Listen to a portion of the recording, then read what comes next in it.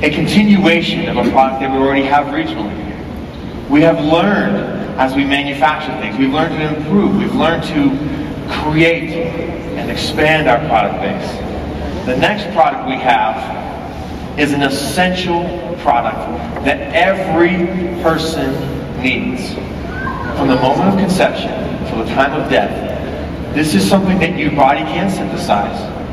You must supplement this product. Ladies and gentlemen, I introduce to you Agel's Omega-3.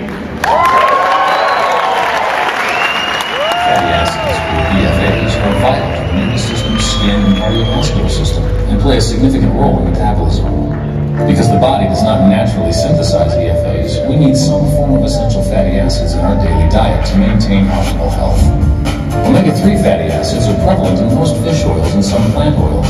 However, the natural fatty acids in these oils are highly unsaturated, thereby susceptible to oxidation. Because of the oxidation factor, most fish oil products are unpleasant. To overcome this challenge, Agel has emulsified omega-3 fatty acids into its patent-pending suspension gel. This proprietary technology protects the critical nutrients in omega-3 while ensuring a faster, tastier, and more complete delivery system without the overpowering fishy flavor. Omega-3 fatty acids are primarily composed of EPA and DHA. Both compounds are key contributors to the positive effects of omega-3, and both are carefully preserved in Agel's new omega-3 gel product. Not all omega-3 supplements are equal. Independent research shows that when top-quality omega-3 fish oils are combined with a suspension gel delivery system, your body gets over 3 times the absorption compared to other delivery methods. Essential nutrition, superior delivery. Agel's Omega-3. Agel's Omega-3, ladies and gentlemen, this product really does taste fantastic, I gotta tell you. I like to just eat the product. It's so good. This is an essential product from conception to death. And I have a personal connection with this product. Recently, my wife and I found out that we're going to be blessed with our first child. And we're really excited about that. But she's had a lot of trouble. She's been very sick. She has a hard time keeping things down. And this is one of the first products that we knew that she needed to have. So let's just hear it from her own words and see what she has to say about her experience with Omega-3. I'm Amanda, and at the end of June, I found out I was pregnant. I tried to start taking prenatal vitamins, but I wasn't able to keep them down. So I went to my doctor, and he told me at least I need to be taking Omega-3. I didn't know what to do because at that time, fishy taste and fishy smells were really hard on my stomach. I went to my husband, and he suggested the Agel Omega-3 because it didn't taste fishy. I started taking it just at night, and it was something my doctor was really happy about, that I was able to keep that in my system because of the nutrition that it brings to my baby. Agel's Omega-3 is great. It doesn't have a fishy taste, and it provides the essential nutrients that me and my baby need.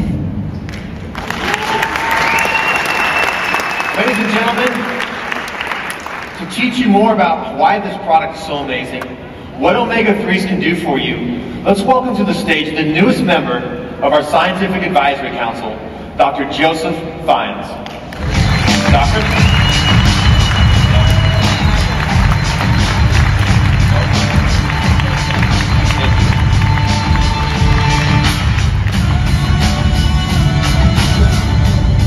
Omega-3s. Why out of all the nutrients, all the nutritional products out there, did Agel choose Omega-3 at this time?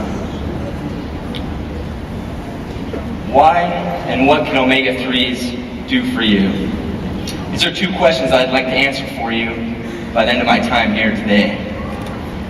Before I answer those 2 questions, I'd like to take a step back and just bring you on a brief tour, brief journey through the nutrition history. Going back to the caveman days, as well as in our time, some people unfortunately see food just from its very basic abilities to supply us with energy. This concept, as I like to call the caveman approach to nutrition, is a concept that food can essentially do 3 basic things for us. Number 1, food can satisfy hunger pains. Number 2, food can actually, if it's pleasant to us, cause release of dopamine in our brain and bring about a little bit of pleasure. The third thing that food can do for us from a very basic perspective is it can allow us to have energy to do things. As we further learn about food, and as folks have delved into what it really is and what it can really do for us, we've understood that food is made up of three basic building blocks. These include proteins, carbohydrates, and fats. We discover nutrients like vitamins, minerals, and phytochemicals can further enhance our benefit us in a nutritional perspective. Let me catch up the slides here. So this brings about the idea of what we call higher nutrition. It's optimization of our diets. And as you've seen in the world and over the last couple of decades, this has become a huge emphasis for folks, both from a recreational aspect, folks who are involved in sports and athletics, as well as in the medical world. We've decided that it's not all about proteins, it's not all about carbohydrates, it's not all about just fats, but it's about micronutrients, it's about chemicals that are in a very micronutrient process can help us. As we look at nutrition now, we understand that the types and the quality of the food that we put into our body can have a profound effect upon us. We understand that higher nutrition, or taking the time and energy to look at what we put into our bodies, can help us to further understand can help us to further optimize our health levels. It can optimize our ability to perform, both mentally and both physically. In addition, with the optimization of our food, looking at quality of food and the types of food that we put into our bodies, we can help to delay the onset of disease. So genetics comes into that, but when we eat the appropriate foods, we can delay the onset of disease. In addition, we can help to delay the progression of disease. So this leads us to fats. We've talked about proteins, we've talked about carbohydrates, and now we want to zone in on fats. Fats are, in the past, back in the 80s, there were the high protein diets. This was the fad of the time. It was basically taking a lot of protein, taking very little carbohydrate, taking essentially no or very little fats. At that time, fats were seen as a no-no. We didn't really understand what fats could do for us. Then in this last decade, we've seen that the pendulum has totally swung to the other side.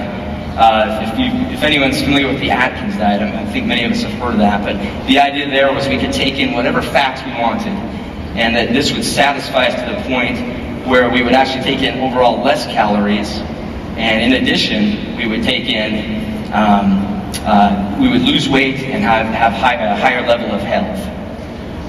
Essentially, there are three types of fats. These include saturated fats, monounsaturated fats, which are somewhat associated with the Mediterranean diet, as well as polyunsaturated fats. And those are the ones we really want to focus in on in a few minutes. That's where omega-3 lies, is polyunsaturated fats. A brief review of saturated fats. So, despite what some people have in the last decade told us about them, that it's okay to take in high levels, we've come to understand that saturated fats are actually harmful to us. The European Society of Cardiology has basically come out and stated that saturated fats and our level of intake directly correlate with our blood cholesterol levels, as well as directly correlate with the amount of incidence and prevalence of heart disease. Recently, I spoke to a cardiologist who I work with. He's from a small village in Nigeria. In his village, there is very little to no intake of dairy products or animal fats. He basically told me that he tells his patients that to stay away from these saturated fats completely. You'll get enough in your diet by accident, essentially. The other day I was eating a low-fat yogurt, which I thought was a healthy food. I turned to the back of the container there, and I saw that there was 1.5 grams of saturated fat. In looking at the percentage that made up of my daily need, it was almost 10% just in one serving of yogurt. And that's thought of as a relatively healthy food. So, not only are saturated fats linked to heart disease, which we know is very prevalent, it's something we're scared of, it's something family members and friends experience. Saturated fats are also linked to the #1 killer today, and that is cancer. There's a strong link between our intake of saturated fat, breast cancer, colon cancer, and prostate cancer. So not only do we worry about our hearts, we also worry about cancer with our intake of saturated fat. So let's move on to something a little more favorable. Let's talk about monounsaturated fats. These are found in olive oils, nuts, avocados, seeds. Like I mentioned before, the Mediterranean diet. That's something that many of us look on as a favorable diet. Monounsaturated fats can have beneficial effects on our cholesterol. So just a brief overview is they're bad cholesterol, the LDLs, the low-density lipoproteins. They're the good cholesterol that actually kind of whisks away fatty streaks in our vessels. And these are the high-density lipoproteins. We also know that monounsaturated fats can help reduce the risk of breast cancer. Let's move on to polyunsaturated fats. This is why we're here today. This is to talk about polyunsaturated, one of the particular polyunsaturated fats that has a very favorable profile. A quick view of polyunsaturated fats, there are omega-3s, omega-6s, and omega-9s. Omega-9 fatty acids are beneficial to us. We know that they are found in nuts. We know that they can regulate blood sugars. They can help us increase our levels of good cholesterol in our blood. But the interesting thing about them, they are non-essential, meaning we do not need these in our diet. Let's move on to omega-6 fatty acids. These have been in the spotlight over the last decade as to being favorable to our diets. Interestingly, omega-6 fatty acids are found readily in an average diet. Poultry, eggs, whole grains, berries. They have real benefits. We need to have these in our diets. They help us with our hair, allergies, bones. Also can help us regulate blood sugars. Linoleic acid is one of the more prominent omega-6 fatty acids. This is an essential fatty acid. We need it in our diet. The interesting thing about linoleic acid is that it is found commonly in the vegetable oils that are used in processed foods. So things like crackers, margarine, cookies may very well have linoleic acid in it. It has been recognized by the National Institute of Health that the typical American diet has so much omega-6 fatty acids in it. There's an approximately ratio of 10 units of omega-6 fatty acids for every 1 unit of omega-3 fatty acids. The ideal range is to have approximately 4-to-1 ratio, somewhere right around there. And they're still trying to delve down and figure out exactly what that ratio is, but 4-to-1 is recognized right now. So the question is now, omega-6 have those benefits, but why would we want to have that smaller ratio? Why would we want to have essentially more omega-3s, less omega-6s in our diet? The problem there are concerns with omega-6s. These have an increased risk of a prothrombotic state in our body when we have higher levels, that 10-to-1 ratio. Prothrombotic situations in our body, where a prothrombotic state can lead to such situations as the more commonly known one is stroke or heart disease. When you get a clot, it goes to the brain, a clot that involves in the heart, and can lead to death or other severe neurological or physical impairment. In addition, omega-6 fatty acids in high amounts can lead us to a high level of inflammation. So inflammatory state in our body in relation to disease would be involved with such things as heart disease, involved with such things as rheumatoid arthritis, autoimmune diseases, things as simple as osteoarthritis, just very common.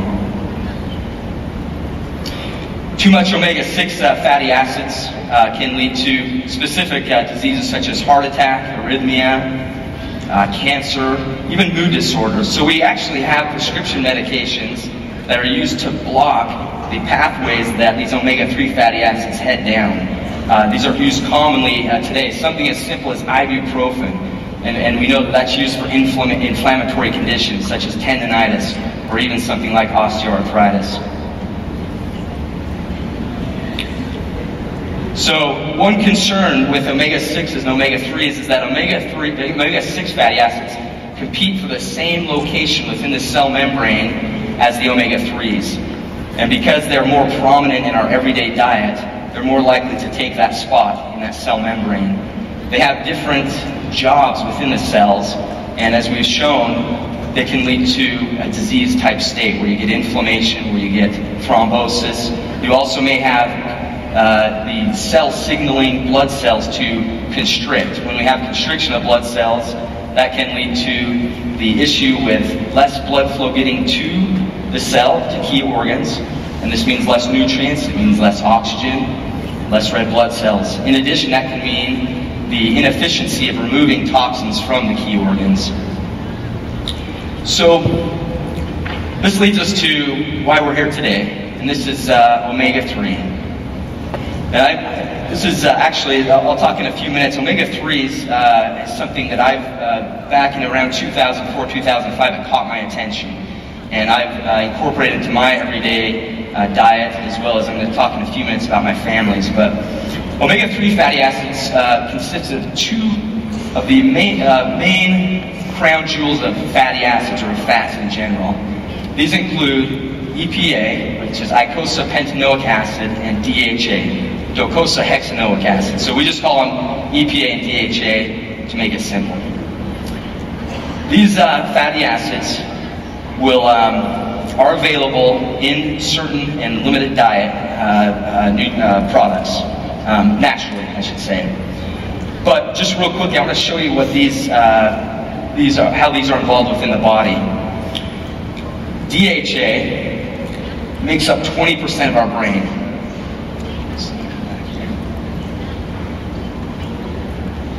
There we go. Sorry, I thought that one was a switch over. So DHA makes up 20% of our brain.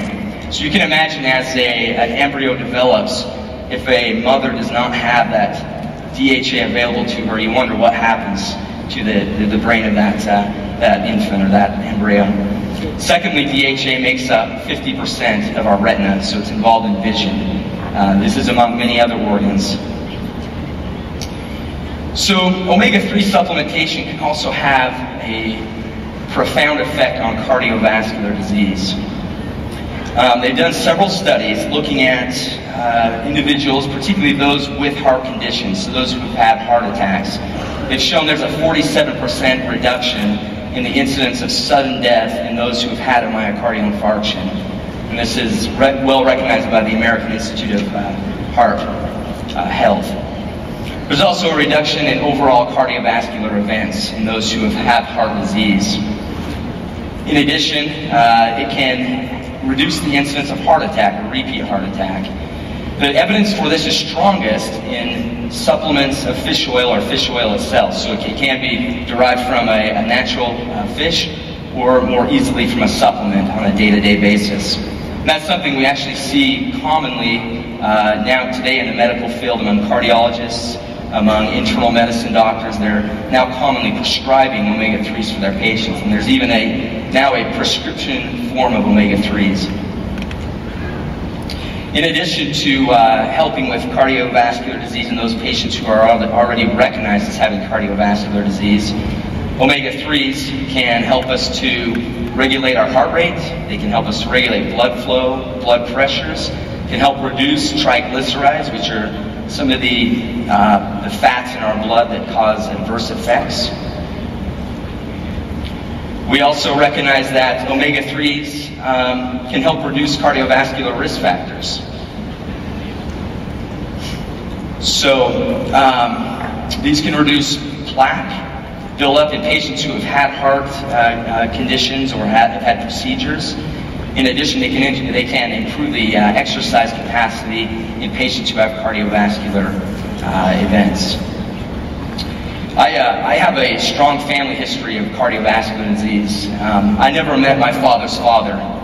He, at the age of 48, suddenly collapsed with no warning signs and was diagnosed with a massive heart attack that immediately killed him.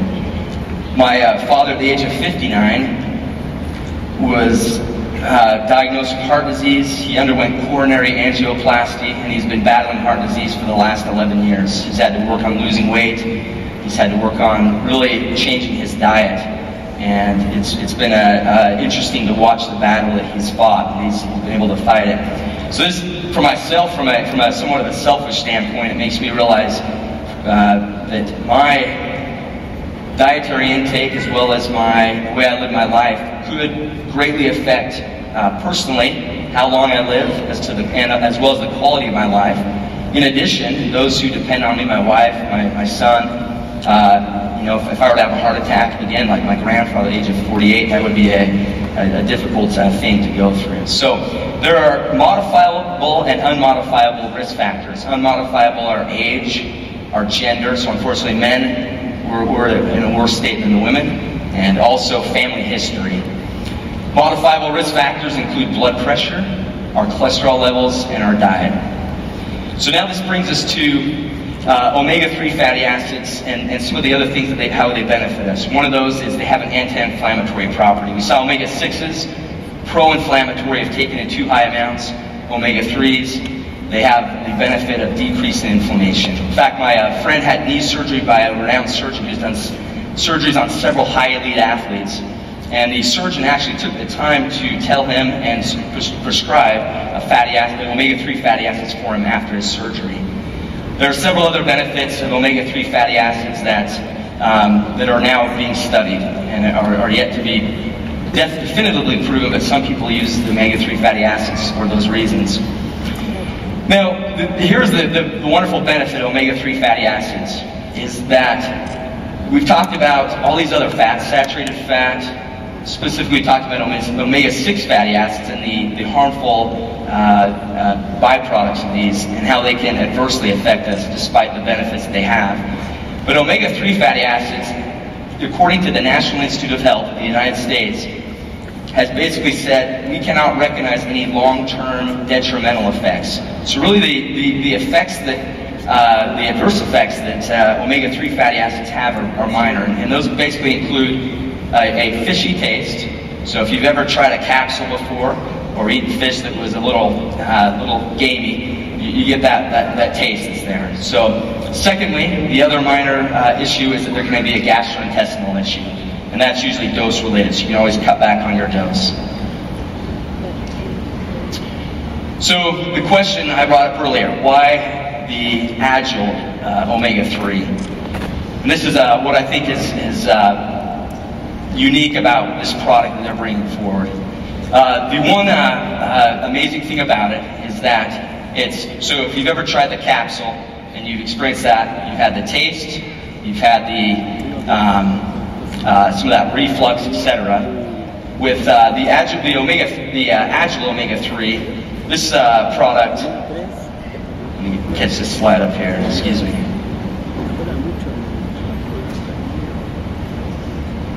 Okay, so the product is found in a very easily takeable form. So you don't have to worry about water, because it's in an emulsified form, and we'll talk about this a lot more tomorrow in our breakout session, but the emulsification of this product allows it to gently be introduced into the system. In addition, there's a study that was shown up there earlier, and we'll talk about it in just a minute, but this was an independent study that showed an emulsified form of omega-3 fatty acids can have up to 3 times the absorption rate. And so that's amazing. You have to take less product, less of those minor irritating side effects, and you get more bang for your buck, essentially. So, as I mentioned before, there's a prescription strength of omega-3 fatty acids. I'm just going to point your attention up to here. I've seen this. I've actually continued this prescription for patients as they've been on it and felt like it's something they want to do. But as you can see here, the prescription strength is very comparable to the Agel Omega-3. So the amount of EPA is quite similar, as well as the amount of DHA is a little bit more in the prescription strength. Now the interesting part here is if you compare one capsule of the prescription strength to one pouch of omega-3, you'll find that due to this emulsification process that allows for the small intestine to readily absorb this product, you actually get approximately 3 times the amount of EPA, and you get approximately 2.5 times the amount of DHA. So looking just quickly at price, I just was interested in that, kind of wondering how this would affect the pocketbook, and they're going to talk in a few minutes just about price. But the prescription strength is the approximate retail price if you pay it out of pocket for 1 month is approximately $189. For Agel, you're paying less than $2 a day.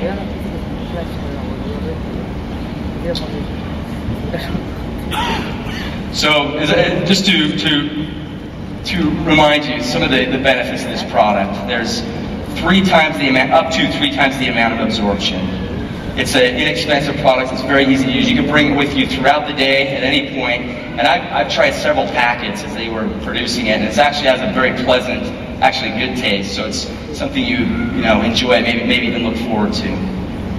If there are two things that I can ask you to take away from this time I've spent up here today, it's number one, that take the time to look at your diet, and particularly take the time to include essential fatty acids, specifically omega-3s, those that your body can't produce. We've seen the benefits that those can have on our health.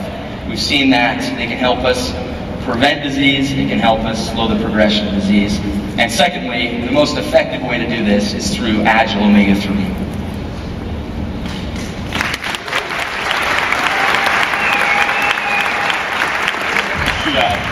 Thank you.